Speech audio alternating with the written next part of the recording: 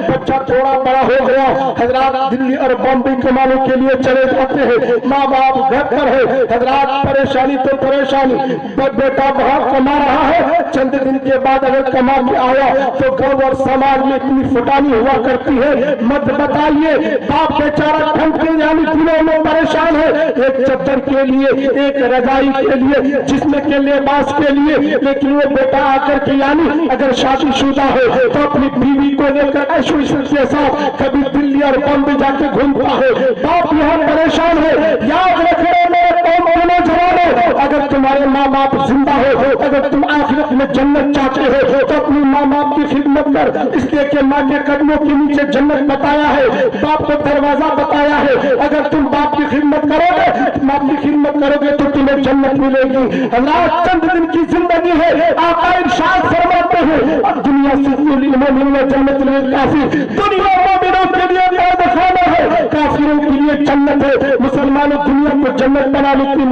کوشش نہ کرو، چند دن کی زندگی میں ماں باپ کی خدمت کرو، بڑوں کی ادب کیا کرو، چھوٹوں پر شفقت کیا کرو۔ حضرات جو ماں باپ اپنے بیٹے سے ناراض ہے، میں وہ بتاتا ہوں آپ کے آقا دو صلی اللہ علیہ وسلم کی ظاہری زندگی میں ایک صحابی وہ ہے جن کا نام حضرت علقمہ ہے۔ حضرت علقمہ وہ صحابی ہے جو امام الانبیاء کی اقتداء میں ہمیشہ نماز پڑھا کرتے تھے، ان کی اقتداء میں ہمیشہ نماز ادا کیا کرتے تھے۔ حضرات بستر استراحت پر پڑا ہے، اعلانت میں ہے، بیماری کے حالت میں ہے، حضرات ان کی شریک حیات امام الانبیاء کی بارگاہ میں جا کے عرض کرتی ہے یا رسول اللہ آپ حضرت علقمہ یاد کر رہے ہیں۔ حضرات ان کی شریک حیات کہتی ہے یا رسول اللہ آپ علقمہ یاد کر رہے ہیں۔ امام الانبیاء فرماتے ہیں اے علقمہ کی شریک حیات کیا علقمہ ٹھیک ٹھاک ہے؟ کہنے لگی کہ یا رسول اللہ وہ بستر پر پڑا ہے، بیماری کی حالت میں ہے۔ سرکار دو جہاں صلی اللہ علیہ وسلم نے ارشاد فرمایا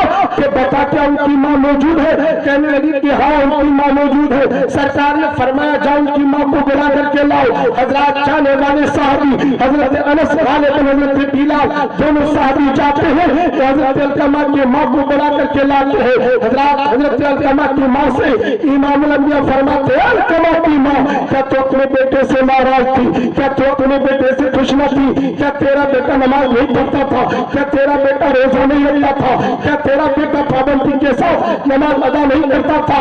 حضرات امام الانبیاء کی بارگاہ میں علقمہ کی ماں کہتی ہے یا رسول اللہ میرا بیٹا تو نماز روزہ حج و زکات تمام چیزیں ادا کرتا تھا۔ سرکار فرماتی کیا تو اپنے بیٹے سے خوش تھی یا ناراض؟ حضرات علقمہ کی ماں کہتی ہے یا رسول اللہ میں اپنے بیٹے سے ہر بات سے خوش تھی، صرف ایک وجہ سے ناراض تھی۔ ناراضگی کی وجہ یہ ہے کہ اپنی بیوی کو مجھ سے زیادہ فوقیت دے رکھا تھا، یعنی اپنی بیوی کو مجھ سے زیادہ عزت دے رکھا تھا، یہ وجہ سے ناراض تھی۔ حضرات بستر پر پڑا ہے، روح کب سے انصری سے پرواز نہیں ہو رہا ہے، بیماری کی حالت میں بستر پر ہے۔ سرکار فرماتے ہیں اے علقمہ کی ماں سن، علقمہ کی ماں میرے بیٹے بستر پر پڑا ہے۔ حضرات امام الانبیاء فرماتے ہیں اے میرے صحابہ جا لکڑیوں کو جمع کر۔ حضرات صحابہ کرام لکڑیوں کو لاتے ہیں، لانے کے بعد ایک جگہ کرنے کے بعد نبی فرماتے ہیں کہ اے صحابہ اس پر آگ لگاؤ۔ علقمہ کی ماں کہتے ہیں یا رسول اللہ کس لیے؟ یا رسول اللہ کس لیے؟